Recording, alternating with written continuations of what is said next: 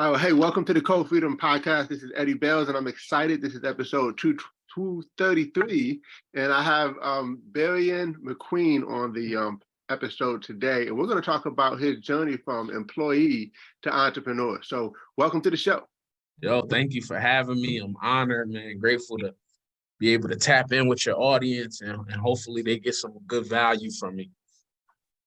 Absolutely, absolutely. And so your story is pretty exciting. Let's just start off, what have you always wanted to be an entrepreneur? What got you into the whole journey of being an entrepreneur?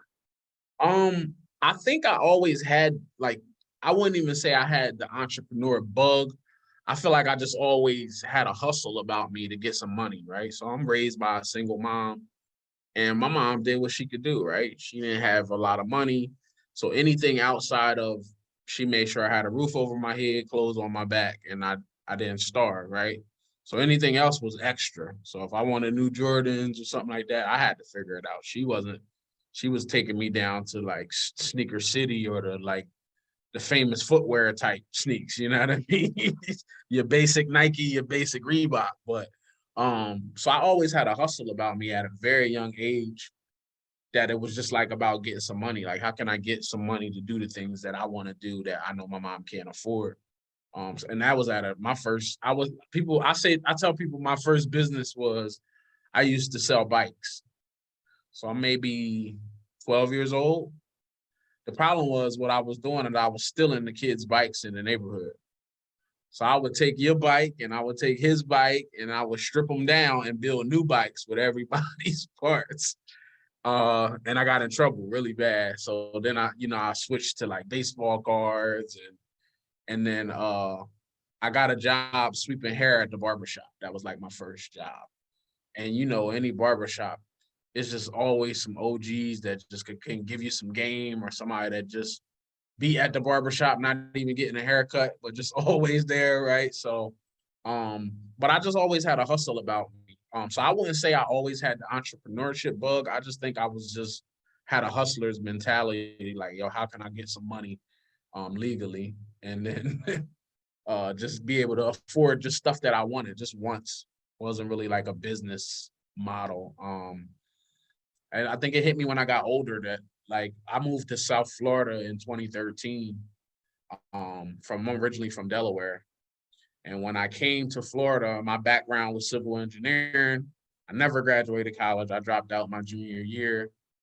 And when I came here, I thought I was going to be able to easily get a civil engineering job when I came to Florida.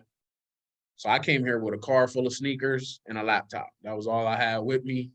I'm like, oh man, I got 13 years experience in engineering. Shouldn't be no way I can't get a job. So I had some money saved up to be able to sustain me for maybe like 2 or 3 months. And I'm like, well, if I don't figure it out in 2 or 3 months, I gotta move back to Delaware. And that wasn't in the cards. So I started working for a window company. I finally got a job, and I probably was there for maybe 5, 6 years. And it was just like the guy has told me, he said, yo, you kind of capped. You moved up in the company really fast. So that $60,000 that you made it to, that's it. Like, we can't give you no more. You want to make more money, then I need you to go sell some windows and do commission or something. But your salary is your salary. So I'm like, for the rest of my life, like, I'm in my 30s, I'm early 30s. This is it. So he's like, yeah, that's you at the top level. There's no position after where you at. And I'm just like, okay, this don't work for me. I put my 2-week notice in. I was already doing some marketing on the side. And I was just like, I always felt like I never went hard at my side hustle, because I had the stability of a job. So I didn't have to go hard. It's just like extra spending money. And then I was just like, you know what? I'm a bet on me. And I told the guy, I said, look, man, here's my 2-week notice. I appreciate the opportunity, but if this is all I need to make $190 a day, to make 60 grand a year, I could do that on my own. And I quit. And I quit at the end of 2019. And then COVID happened, and I lost every marketing client, every last one of them, man. I was just like, oh. And it was what I knew about the marketing business is the word marketer is cringy to business owners, right? A lot of people haven't had a good experience with their marketing company or they haven't had the return on investment with their marketing company. So I really wanted to change that. I was really transparent with the people who I onboarded with our company. So I never kept anybody on a year contract. Most marketing companies say, yo, you on a 6-month or a 1 year. And then, if after 3 months, you still not happy, well, you locked in. So you still got to keep paying them, even though you might not be getting the value. And I never wanted to have anybody tied to me. If you're not happy, you free to go. So when COVID happened, it kind of bit me because they like, hey, Barion, we might have to close the doors. We don't know what's going on with this COVID thing. We don't have marketing budget right now. We might not even have employees. And I lost every client, bro. Wow. During COVID. Yeah. Tough. Well, yeah, that's good stuff, man. And you reminded me of myself because I started selling candy in high school and Okay. had 3 jobs, and I always had a little bit of hustle about me as well. So I can definitely relate to that. But I'm sure, there was a tough transition from employee to entrepreneur. It's not always just like, boom, you go straight up to the top. So tell us, what did you do during the hard times to not have to go back to a job? So I was really fortunate, man. I always tell people I pray a lot, and I believe God provides when we talk to him, not only when we need it, but when he do bless us, be thankful for what he gave us, right? So I pray a lot. And what happened was, man, I was praying. I'm like, look, God, I done quit my job to do this marketing thing. And I got to go tell my wife, like, I don't know what's about to happen, right? I got a phone call from a friend of mine. And so my marketing company, when I started this marketing company, we was doing logos, we was doing website design, and we were doing a little bit of SEO, a little social media management. But because we used to run people's content, we used to do photography and video too for social media. So my guy calls me one day. He's a real estate agent out here in Miami. And he's like, yo, I wanted to know if you could take some pictures of a house for me because my real estate photographer I usually use, he not comfortable going into people's houses right now with this COVID thing. His mom's older and she lives with him, and he don't want to be going into these houses not knowing if he gonna be bringing COVID back home. So he's not shooting right now, and I need to get this house listed. Can you do it? I'm like, bro, I ain't got nothing going on. I would love to do it. I went to this house, met him, man. I was maybe there 20 minutes. He paid me $150 cash. And I was like, okay. I appreciate it. Called me 2 days later. He had another listing. He's like, yo, Barion, man, your pictures were so good. Your turnaround time was good. Like, I got another one on Thursday if you're free. I don't got nothing going on, sir. I'll be there, right? So I'm like, okay. So I only worked 2 days this week, made a quick $300. And then he started referring me to the other real estate agents in his office. So then they started booking me, and I'm like, okay. So I'm getting to a point where I'm making almost $800 a day. And I'm like, oh, I will never go back to this job. So it wasn't like I pivoted because I was just had a strategy. It was just like, no, I ain't have nothing else. I had bet everything on this marketing company. So I be always pushing diversification to people when it comes to entrepreneurship, just in case, like you put all your eggs in one basket. Well, what had I not had this happen, I don't know where I would have been, right? So once I started to see some traction, I'm like, yo, I got to make this a business. Even though my marketing company is what it is and we take pictures and we do video, but this real estate thing is something that's working during COVID. Like real estate hasn't stopped. So I was like, yo, I'm gonna start a real estate photography company. And we did 6 figures the first year, bro. And I'm like, this is a no-brainer for me. I'm in houses 15 minutes, make $400 in less than 30 minutes. This is no-brainer for me. So I pivoted and then I went all in. I had some marketing background to be able to kind of work this business. And till this day, that's still my bread and butter business. Real estate photography. That's powerful. That's good stuff. And it's interesting you talk about marketing because lots of people have a business, but the marketing piece is something I think a lot of people struggle with because, one of the people I follow, he says, look, the reason why you're not succeeding in business is because not enough people know you, right? So marketing is key. So, maybe you can give our audience a couple marketing tips that you can kind of share that can really kind of get them going, or at least get them started, so that can be moving in the right direction.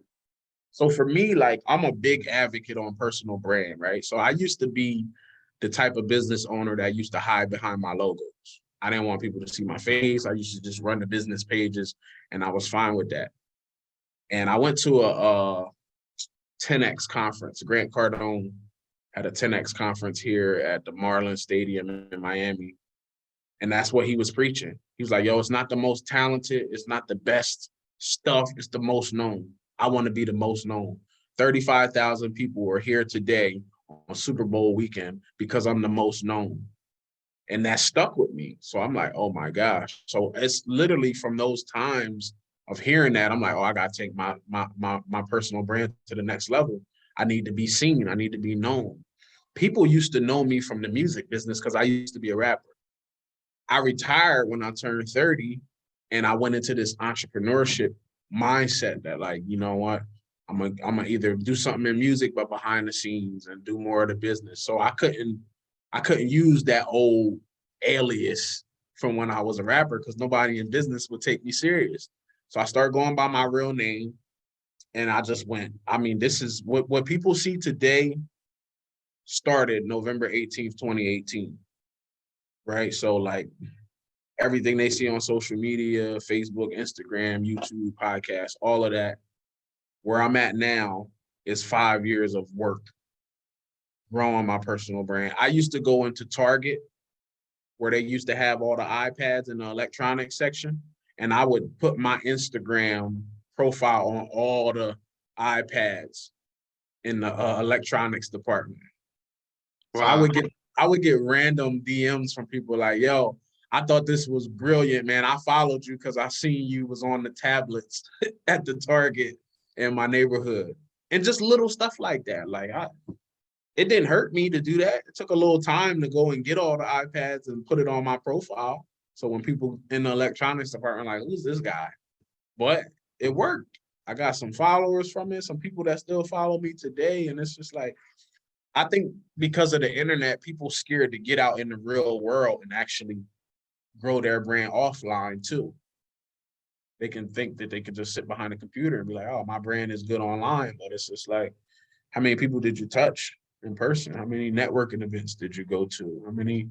That stuff works. That's word of mouth stuff. People love people. So I tell people, yo, people will fall in love with you before they fall in love with your logo. Trust me.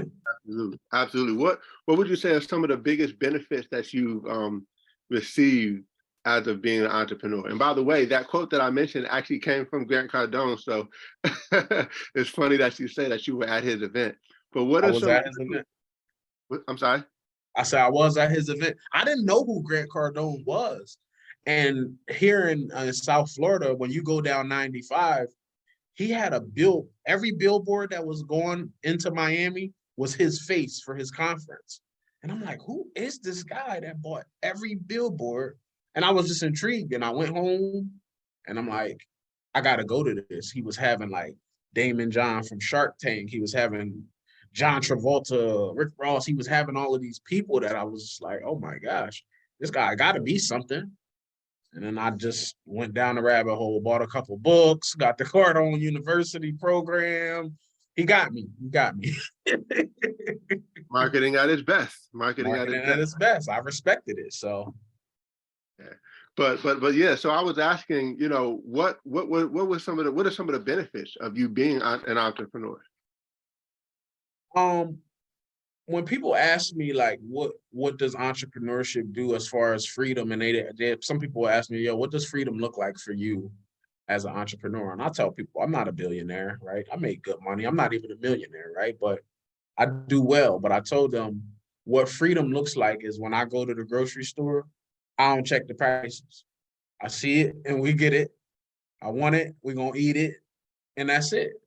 So it's like what rich looks like to me is those decisions that if I want something, I'm not like, oh man, I gotta look at the budget, and I just get it.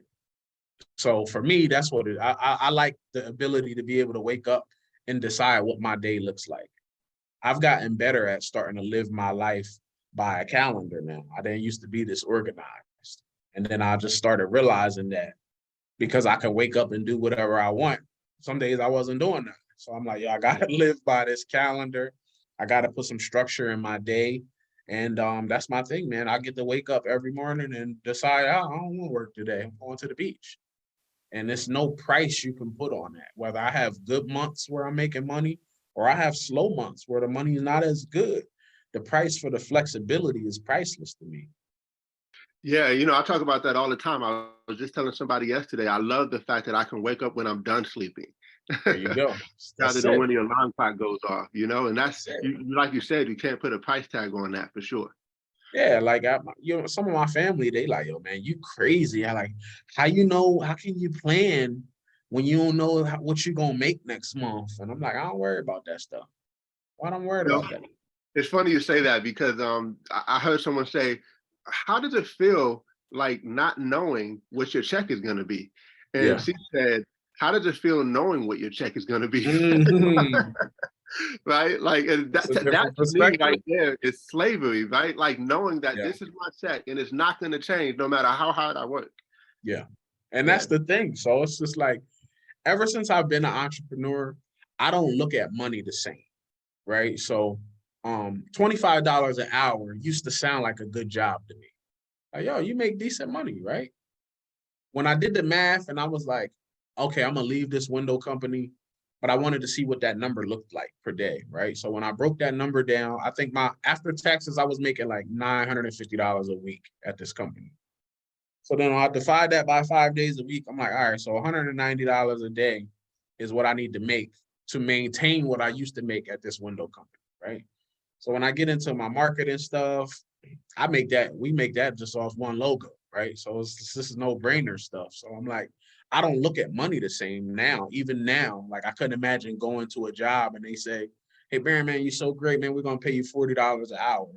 That still don't even, that's not enough because I can make 500 an hour. So I just don't look at money the same since being on my own. So it's just like every time, like my wife, she still works. She don't, not that she has to, she just want to work. I'm like, yo, go do it. She's like, oh man, I'm making good money. I'm the manager of this big dental office. And they pay me $75,000 a year. And I'm like, that's what's up. I didn't even know what my wife made because I don't take no money from her. So like I didn't even know she made 75 grand. So she asked me, hey, can you do my taxes? And I'm like, yo, did you see how much money you make at this dentist office compared to what I know you used to make when you was in the like 30, 40,000 range. So I just don't look at money the same, man. So for me, it's just like, I couldn't imagine having to go back and get a job. Yeah, it's completely different when it's wages versus profits. There we go. And I always learn that profits are better than wages. So good stuff. Yeah. Yeah, so this is good stuff, man. So, what are some of the biggest challenges? I mean, you kind of went over some of it, but like if you had to pinpoint one of the biggest challenges that you've had to overcome, what would you say is it as an entrepreneur? Hiring people. So I always used to use this entrepreneurship term, right? Until somebody told me, well, Barry, you're not an entrepreneur because you don't have employees. And I was like, what do you mean? He's like, you what we call a solopreneur, right? You sacrifice your personal time for the money that you gain.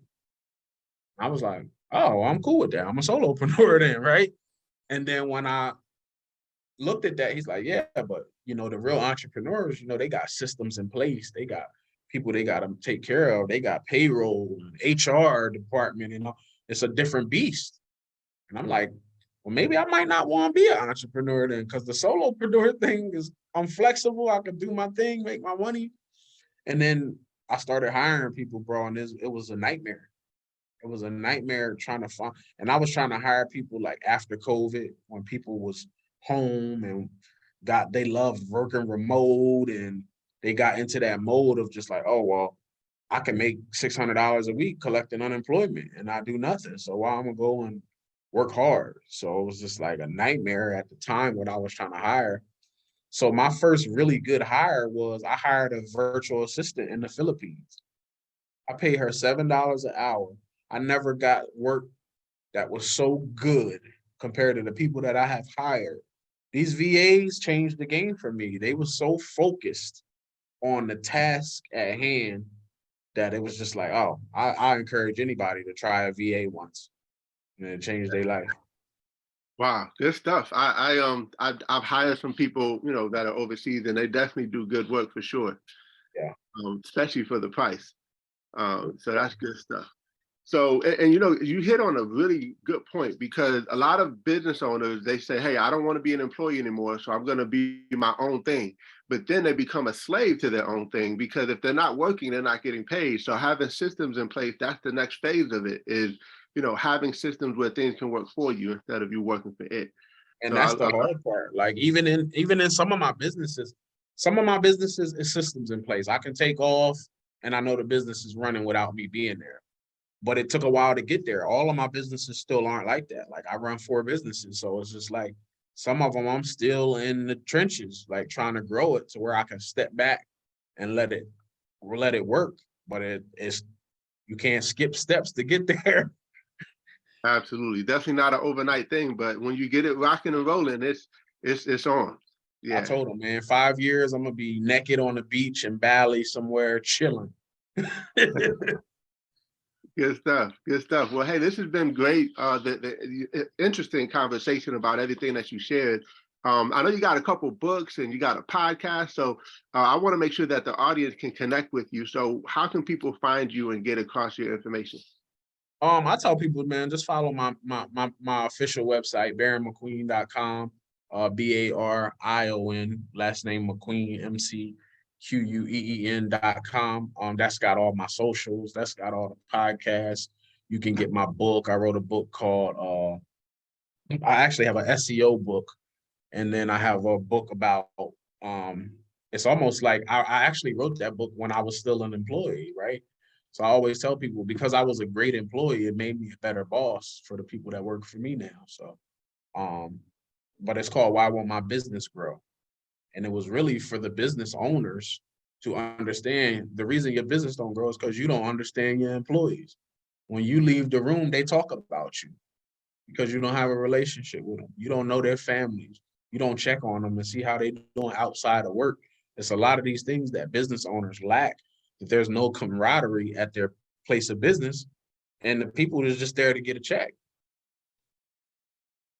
Yeah, looking at the clock and can't wait That's to it. turn 5 o'clock. 4:59, they already got their coat on, Right. put out the door. Right. But So when you really become that person that, you know, like you talked about, then sometimes they'll stay over 5 because they just love what they do. They just get so caught up in it, they're not looking at the time. some of my employees, man, I got this thing where I let them pick. It's called Work From Anywhere. So I try to give them once a month. Some people don't like being in the office, right? Some people like a change of scenery, so the work don't feel like I'm in a cubicle just working.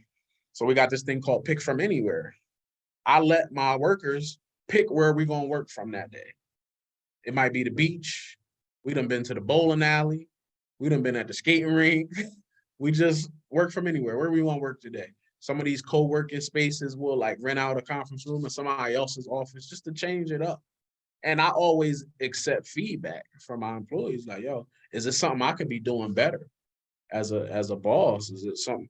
Because I never want to be, as I'm growing these businesses, I'm still working in them, right? Like they still see my face. I'm still offering support. It's like, yo, oh, you can't do that. Well, let me jump in there and let's do this together, right? It's not really about you work for me. I don't like that.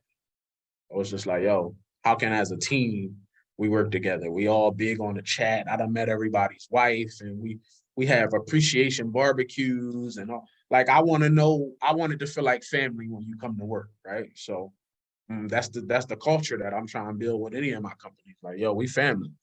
That's the key word right there, culture. Culture is Yes. powerful in any business for sure. Yep. But hey, man, it's been a pleasure having you on, Barion McQueen. Good stuff, good stuff. Make sure you guys reach out to him and connect with all his stuff. And it's been a great episode. Thanks for being on. Appreciate you, bro. Yes, sir. All right.